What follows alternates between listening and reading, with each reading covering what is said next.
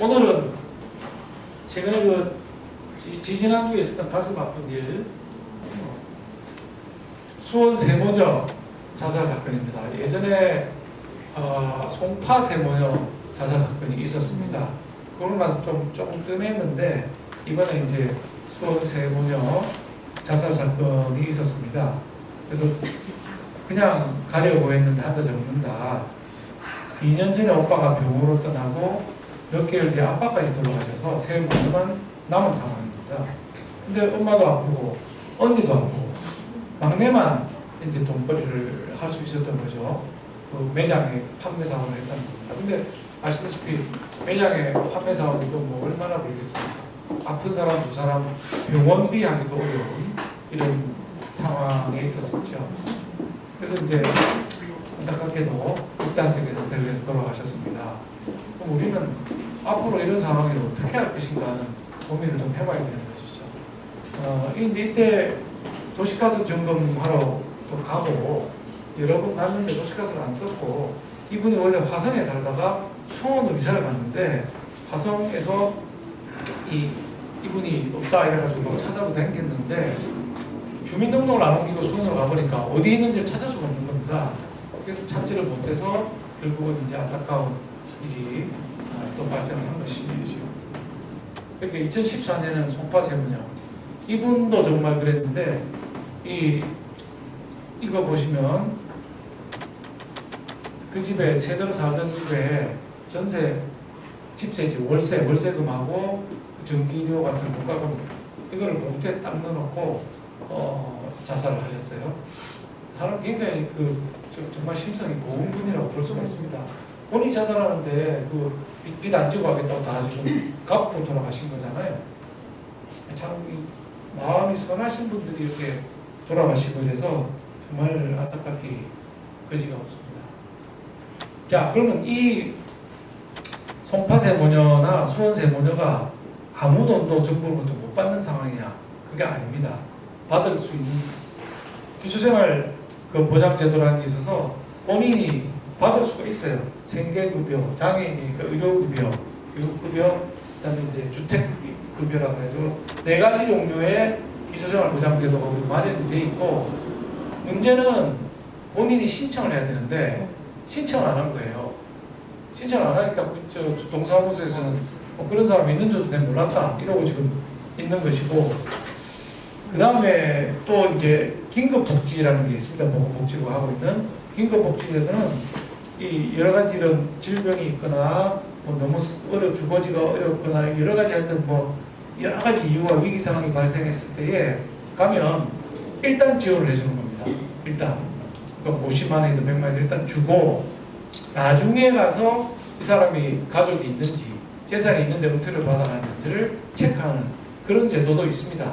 요거는 좀 시간이 걸리죠. 요거는 하면 소득이 얼마 있는지 가족이 살아 있는지 집은 갖고 있는지 이걸 테스트 다 해가지고 금액을 결정하기 때문에 상당히 시간이 걸립니다.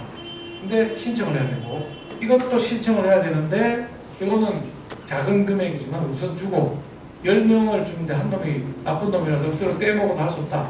이런 개념으로 되어 있는 제도가 있기 때문에 만약에 신청을 했더라면 3인 가족이 한 150만 원 정도는 받았을 것이다. 한 달에.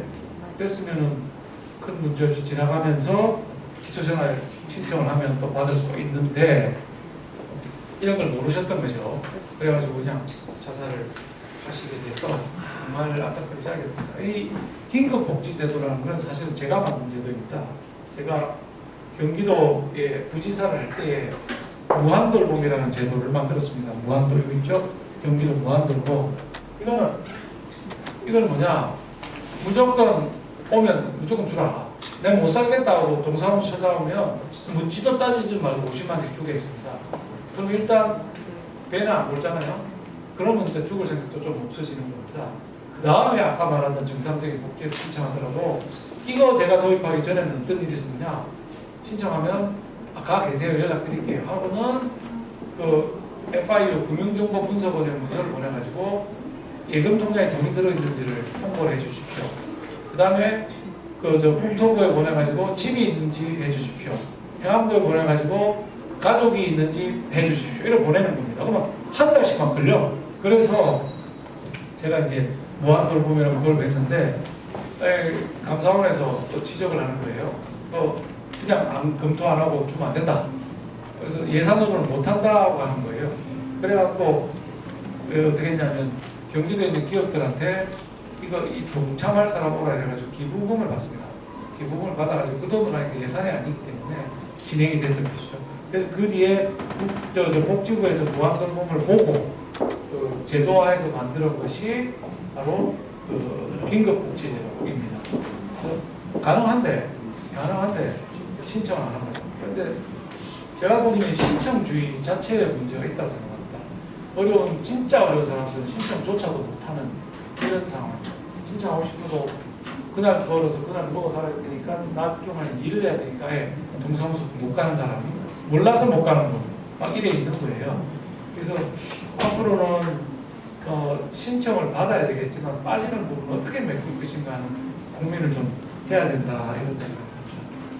이게 이제 제가 이제 부지사 때 광명시 화학동에 독거노인 집에 갔는데 이때 갔더니 방에 약만 잔뜩 있는 약만 밥은 안 먹고 약만 계속 타다 먹는 거예요. 그리고 이제 힘들 때 어려울 때는 또 연락을 못 하니까 아예 이 버튼 큰 전화를 갖다 놓고 아플 때 불날 때 누르면 바로 동사무소 연결되도록 시스템을 만들어주고 했었습니다.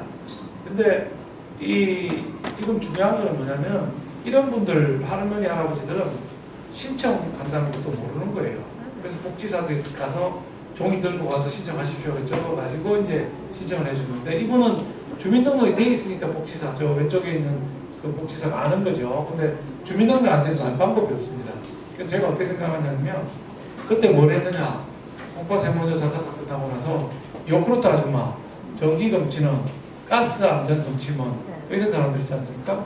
이 사람들하고 도청이 MOU를 맺어가지고 요구르트나 우유를 배달했는데 안 가지고 들어가. 그럼 바로 신고하도록 하고 전기를 쓰는 양이 뚝 떨어져. 가스 안전검침은 분기별 한 번씩 가서 가스 새는지 이렇게 테스트 하지 않습니까? 가서 보고 가스 양이 또 떨어지면 또 신고하고 이렇게 해서 사실 상당히 잘 방어를 해왔던 것입니다. 수원 저집 때문에 보니까 돌아가신 지 열흘 이상 되어서 발견이 됐다는데 그 첫날 둘째 날에 가스나 전기 사용量뚝 떨어졌을 겁니다. 안 썼을 거 아닙니까? 이 더운데 에어컨도 안 틀었을 거고 그러면은 전기 사용량 뚝 떨어진 게 보일 건데 그거를 이제 놓친 이런 같아요. 제가 그만두고 나니까 이 시스템 자체가 상당히 흔들려가지고 지금 안 되고 있고 저는 또 이런 생각을 합니다. 아까 그 세모녀 이분들은 막내가 쇼핑센터에서 판매 사원을 할 정도의 젊은 친구이기 때문에 이런 걸 만들었으면 좋겠어요. 웹사이트를 하나 만드는데 앱이나 이름하고 주민등록번호를 치면은 자기가 무슨 복지를 받을 수 있다. 이게 딱 뜨면 좋겠어요. 복지도 너무 복잡하고 책이 한 700페이지 되니까 동사무소 직원들 잘 몰라요. 무슨 복지를 줘야 되는지. 그런데 그 안에 있는 것들을 전산으로 저장을 하고 이게 장애인 정보 데이터도 있고 부동산 데이터도 있고 세금 국세청 데이터도 있고 은행 정보도 다 있으니 그거를 집어넣으면 이 사람은 주민등록번호에 근데 누구의 홍길동이라면 나는 무슨 복지를 받을 수 있는지 다 뜨면 최소한 남의 볼 것도 없어 자기 이름하고 자기 주민등록증 들어가서 지만 보면 되거든요. 그럼 나 동사무소 가면 적어도 100만 원 받겠네. 이게 참 젊은 친구가 있는데도 불구하고 지금 현재는 그런 시스템이 없습니다. 우리나라에. 이 핀란드에 있어요. 덴마크에 있어요. 그래서 개인이 자기 이름 딱 치면 그리고 소셜 시큐리티 넘버라고 우리 주민등록 비슷한 치면은 무슨 복지를 얼마까지 받을 수 있는지 딱 뜨게 만들어져 있습니다. 우리도 못할 게 하나도 없거든요. 그래서 일단은 전산 시스템을 하나 만드는 것이 좋겠다. 두 번째가 바로 이거죠. 이 지역사회들도 이게 가스 검침은 요크루트 아줌마 이런 겁니다. 이분들은 골목골목 다니지 않습니까? 이건 아무 집이나 다 들어가서 가스 검침해야 될 거고 도시가스 들어가는 집이라면 이런 분들이 이제 이 징후를 발견하는 거예요. 갔더니 밥도 하나도 안 먹는 것 같더라. 지난번 갔을 때도 너무 상태가 안 좋더라.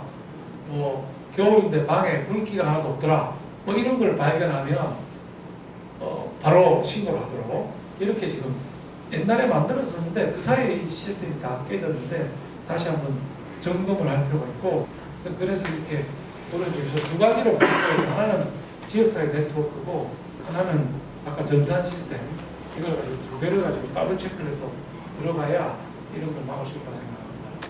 하여튼 핵심이 뭔가를 보고 우리가 건드려야지 그냥 사회복지사들이 다 있으니까 알아서 하겠지 하고 놔두면 안 되고 핵심을 건드려야 되는데 제가 이제 세 번째로 그 골든타임이 있거든요. 그 아픈 사람, 가난한 사람, 굶어 죽겠는 사람 골든타임 안에 제가 도와주려면은 10명 받아가서 한 놈이 나쁜 놈이라도 9명 줘야 된다는 얘기죠.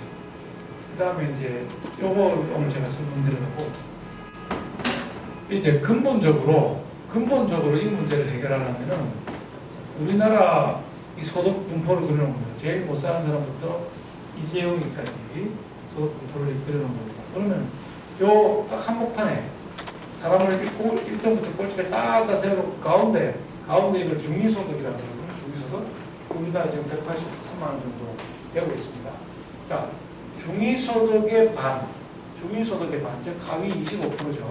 요 파란색 부분을 우리가 빈곤층이라고 얘기합니다. 빈곤층.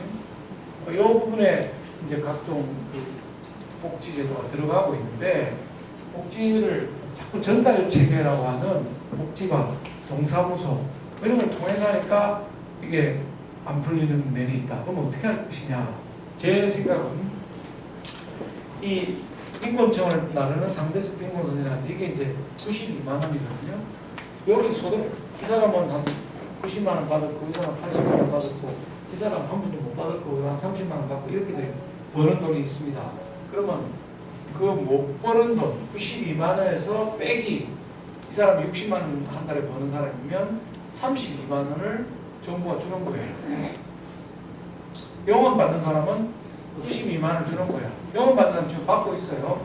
뭐 받고 있냐? 아까 기초생활보장제도에서 그걸 받고 있는 30만 원 받고 있는데 그거를 이 92만 원에 맞추는 거예요. 그러니까 여기는 92만 원을 주는 것이고 90만 원 받는 사람은 2만 원을 더 주는 거예요.